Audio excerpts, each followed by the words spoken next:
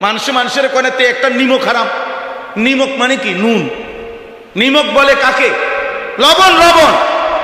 লবণ রে বলেন নুন, মানে নুনের খুঁটা দেয় মিয়া। একটা বন আর এক কাপ চা খাওয়াইয়া 15 দিন পরে যদি আবার একদিন ডাকে, হ্যাঁ, এ যদি না শোনে তো মানুষের দ্বারে বদনাম করে। আও মানুষ নাই ওনার, মানুষের মধ্যে ইনসাফ নাই। কি হইছে? এতে গত 15 দিন আমি নিজে তারে একটা বন খাবাইছি, এক কাপ চা খাবাইছি, আজকে কত ডাক দিছি, চেনেও না। বাপরে বাপ, একটা বনের কৃতজ্ঞতা। এ যদি বালাকুদ্দুর বিরিয়ানি খাওয়াইতো, কইতেছে তুই আমার বাইতে এলা একবার।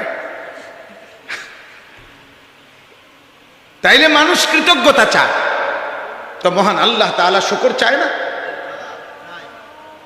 আল্লাহ তাআলা শুকর চায়। কোরআনুল কারীমের মধ্যে আছে, আল্লাহ তাআলা বলছেন, আমি আল্লাহ তাআলা বান্দাকে সৃষ্টি করেছি, সৃষ্টি করে আমি এবার দেখছি ইম্মা শাকিরা ওয়া ইম্মা কাফুরা। আমার বান্দা কি শাকির কৃতজ্ঞ নাকি কাফুর অকৃতজ্ঞ? অকৃতজ্ঞ।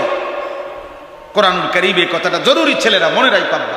আল্লাহর ইবাদত এটা শুকর, আল্লাহর কৃতজ্ঞতা এটা আল্লাহকে সেজদা দেওয়া, আল্লাহর গোলামি করা, আল্লাহর হুকুম পালন করা। প্রত্যেকটা ইবাদত, প্রত্যেকটা হুকুম পালন, এটা কি? শুকর। এটা কি বলে না? শুকর। শুকর কাকে বলে? তাফসীরে আছে, যিনি নিয়ামত দিয়েছেন সেই নিয়ামতকে নিয়ামত দাতার মর্জি মোতাবেক ব্যবহার করা, সেটাকে বলে কি? শুকর। তাহলে আমাদের সারা দেহের যত নিয়ামত, এটা কে দিয়েছেন? তো আল্লাহর জন্য ব্যবহার করা, আল্লাহর মর্জি মতো ব্যবহার করা, এটাই তো শুকর।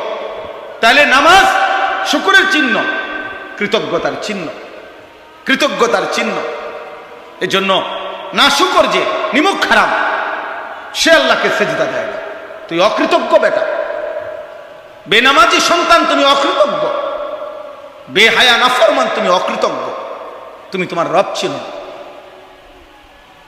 মনে না? যারা আপনারা আলহামদুলিল্লাহ আল্লাহ চেনেন, নামাজ পড়েন, বন্দিগি করেন, আল্লাহর শুকর আদায় করতেছেন, আপনার